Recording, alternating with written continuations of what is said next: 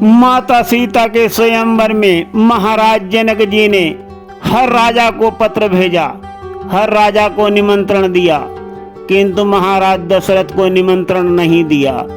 महाराज दशरथ तो सबसे बड़े चक्रवर्ती राजा थे उस समय के, और महाराज जनक जी के दोस्त भी थे। तो सुनिए, आज के इस वीडियो में बताते हैं सारा हाल।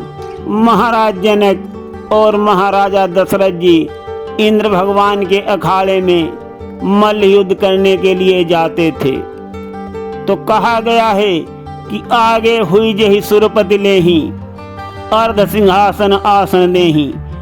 महाराजा दशरथ को इंद्र भगवान भी आधा अपना सिंहासन देते थे और आगे बढ़कर के उनका स्वागत सत्कार करते थे जब वो मल्ल युद्ध को लड़ने के लिए उनके अखाड़े में जाते थे। उस समय के यही दो ऐसे राजा थे जो डायरेक्ट इंद्रलोक को आया जाया करते थे और इंद्र भगवान के अखाड़े में मल्ल युद्ध में भाग भी लेते थे।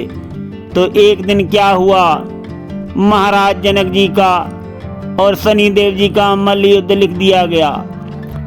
जब मल्ल युद्ध शुरू हुआ, होते होते महाराज जनक जी ने शनिदेव महाराज को मल्ल युद्ध में हरा दिया।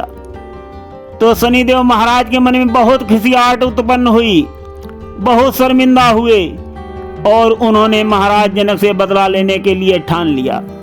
और एक दिन क्या होता है, शनिदेव महाराज जी जनकपुर में आते हैं और महाराज जनक जी का जो बगीचा था बहुत ही सुंदर था, सुरलोक तक उसके फूल आया जाया करते थे और बहुत प्रिय था महाराज जनक जी को। तो शनिदेव महाराज जी ने उसी बगीचे पे अपनी कड़ी दृष्टि डाली। वो बगीचा जल के राख हो गया, सूख गया, एकदम छार हो गया। जब महाराज जनक जी ने देखा कि अरे मेरा बगीचा कैसे सूख गया है, उनको बहुत चिंता हुई, बहुत दुखी हुए महाराज जनक जी।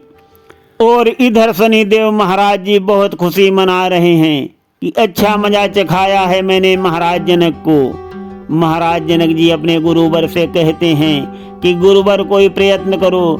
गुरुवर विचार के बताते हैं कि अगर कोई पतिव्रता औरत कच्चे घड़े से, कच्चे सूत के धागे से कुएं से पानी निकाल करके और बगीचे में डाल दे तो आपका बगीचा जो है वो हरा हो जाएगा।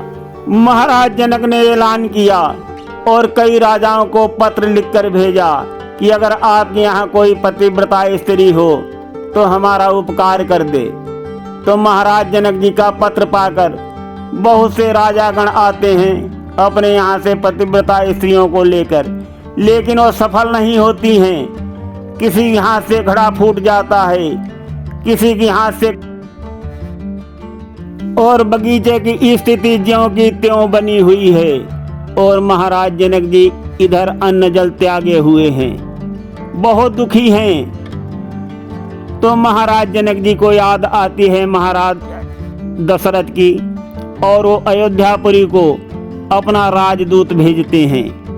पत्र में लिखते हैं कि महाराज मैं बहुत मुसीबत में हूँ और आप मेरा उपकार करें, अपने यहाँ से कोई पतिव्रता स्त्री ला करके और हमारे बगीचे को हरा कर दें। तो महाराज जनक जी को पूरा भरोसा है कि अयोध्या में मेरा काम हो जाएगा। और महाराज जनक के दूत अयोध्यापुरी को आते हैं और महाराज दशरथ जी को पत्र देते हैं महाराज जनक जी का। महाराज दशरथ जी जब जनक जी का पत्र पढ़ते हैं, पत्र पढ़कर बहुत गंभीर हो जाते हैं और पत्र को अपने पास रख करके राजदूतों का स्वागत सत्कार करते हैं और जनकपुरी को वापस भेज देते हैं।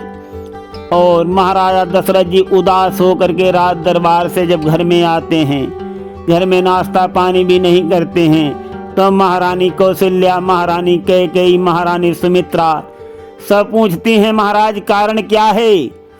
तब महाराज दशरथ जी बताते हैं कि ऐसा ऐसा कारण है, ऐसा ऐसा महाराज जनक जी का मेरे पास पत्र आया है।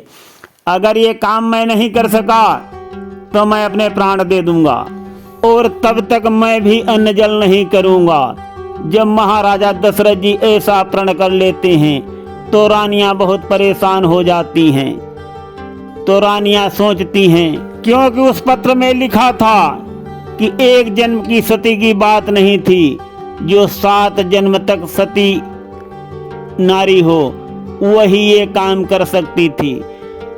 तो महारानियां सोच रही हैं कि अभी तो हमारे 7 जन्म हुए ही नहीं, तो हम कहाँ ये काम कर पाएंगे। और इधर महाराज दशरथ जी ने अन्न जल छोड़ दिया है, और उधर महाराज जनक जी तो पहले से ही अन्न जल छोड़े हुए थे। तो देखिए संयोग ऐसा लगा है कि दोनों चक्रवर्ती महाराज अन्न जल त्यागे हुए हैं। तो अगले दिन महाराज दशरथ जी दरबार भी नहीं आए। जब महाराज दशरथ जी दरबार में नहीं आए तो खबर आग जैसी फैल गई, जरूर कोई बड़ी बात है। तो जो महाराज के घर में नौकर था वो आता है, महारानी कौशल्या से कहता है कि हे माता, आज महाराज दरबार में क्यों नहीं गए, बहुत हल्ला हो रहा है। तो माता कौशल्या जी बताती हैं नौकर को कि ऐसी ऐसी पीड़ा है और ऐसी ऐसी घटना है घटी है महाराज के साथ में। तो नौकर बोलता है कि महारानी, एक बहुत बड़ी बात नहीं है, इस काम को तो मेरी पत्नी कर देगी, ये तो 7 जन्म पतिव्रता की बात है। मेरी पत्नी तो 100 जन्म के पतिव्रत का हाल जानती है और उसको पता भी चल गया है, उसी ने मुझको आपके पास भेजा है महारानी, इसीलिए मैं बार बार आग्रह करके आपसे प्रश्न कर रहा था।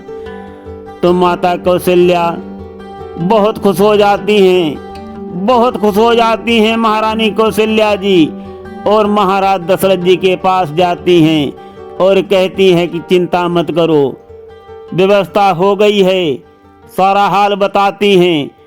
तो महाराज दशरथ जी बहुत खुश हो जाते हैं। महाराज जनक जी को पत्र लिखते हैं महाराज दशरथ जी और कहते हैं कि हमारे यहाँ की पतिव्रता स्त्री आ रही है आपका काम करने के लिए। जितना भी आपका राज्य है वहाँ तक आप पर्दे लगवा दो, और जहाँ तक मेरा राज्य है वहाँ तक की रोड का पर्दा मैं लगवा दूंगा। मेरे यहाँ से पतिव्रता नारी आ रही है आपका काम करने के लिए। और ये लिख करके राजदूत को जनकपुर के लिए रवाना कर देते हैं। अयोध्या का राजदूत जब जनकपुर में पहुंचता है और महाराज जनक जी को महाराज दशरथ जी का पत्र देता है, पत्र को पढ़कर महाराज जनक जी बहुत खुश हो जाते हैं, बहुत खुश, और तुरंत आदेश देते हैं कि जहां तक मेरा राज्य है वहां तक की रोड पर पर्दा लगा दिया जाए, अयोध्या जाने वाली रोड पर। यहाँ महाराज दशरथ जी इंतजाम करा देते हैं, और वो महाराज का जो नौकर है वो अपनी पत्नी को लेकर के जनकपुर जाता है, और वहाँ उसकी पत्नी महाराज जनक जी के बगीचे में जाती है जो कुआं बना है। तो पहले जन्म के पतिव्रत का हाल बताती है। तो कच्चे सूत के धागे से कच्चे घड़े को कुएं से पानी में भर के निकाल देती है। न घड़ा फूटता है और न तो धागा टूटता है। तो जैसे ही पहला घड़ा पानी का गिरता है बगीचे में, बगीचा आधा हरा होने लगता है। तो इसी प्रकार से पतिव्रता नारी एक एक करके 7 जन्म के पतिव्रत का हाल बताती है, अपने मन में सोचती है और घड़े को पानी से निकालती जाती है। तो इसी प्रकार से एक एक करके 7 घड़े वो पतिव्रता नारी ने निकाल के महाराज जनक जी के बगीचे में पानी के डाल दिए। न तो घड़ा फूटा और न तो धागा टूटा साथियों।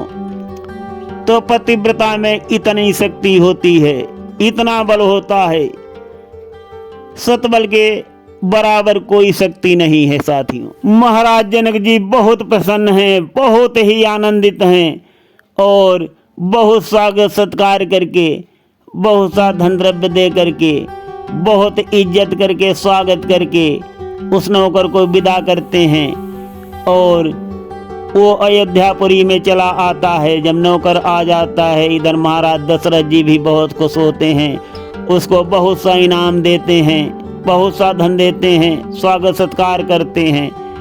और उधर महाराज जनक जी जब सीता स्वयंवर की बारी आती है तब सोचते हैं कि मैंने अगर कहीं अयोध्यापुरी में पत्र भेज दिया तो महाराज दशरथ जी नहीं आएंगे, वो किसी नौकर को भेज देंगे, और तो क्या मैं नौकर के साथ सीता जी का विवाह कर दूंगा। यही महाराज जनक जी के मन में सोच और विचार है। इसीलिए उन्होंने सभी राजाओं को निमंत्रण दिया, किंतु महाराज दशरथ जी को सीता स्वयंवर का निमंत्रण नहीं दिया था। वो तो संयोग ही ऐसा था, जो महामुनि विश्वामित्र जी राम और लक्ष्मण जी को लेकर के सीता स्वयंवर में आए थे। और वो माता जगदम्बा सीता भी थी, संयोग भी इसीलिए क्यों नहीं बनता। तो साथियों, सुनते रहिए अत्यंत कल्याणकारी रोचक कथाएं गिरीश आध्यात्मिक ड्रीम में। आज हम कथा को यहीं पर विश्राम देते हैं। सुनते रहिए, धन्यवाद।